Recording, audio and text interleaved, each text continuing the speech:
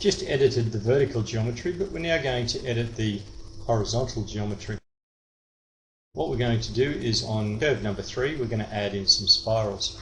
So if we just extend plane number 1, zoom in on IP number 3, and we'll just turn off our sections and strings and our pipes,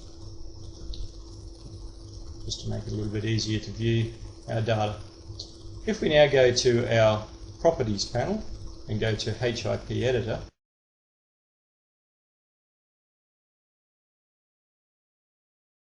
we go to IP number 3, and you'll see it highlights in the view with a little circle here. As I move away from it, the little circle disappears. Move back onto number 3. And I'll change my HIP type from curve radius to curve spiral and hit set.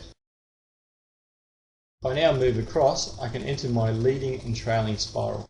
And I'll just give this a value of 50 meters in both the leading and the trailing and hit set. And you can see 12D has then inserted a spiral at the start and a spiral at the end. We can now finish on that. If I now go into my long section view, you can see the geometry at the bottom. It shows my 100 meter horizontal curve with a leading spiral of 50 meters and a trailing spiral of 50 meters. The negative values mean it's going to the left, the positive value means to the right. If the text that's shown in my annotations is too large, or you don't like the colour, this is all customizable. We can just go to the settings menu once again, click on Geom Annot or Geometry Annotation,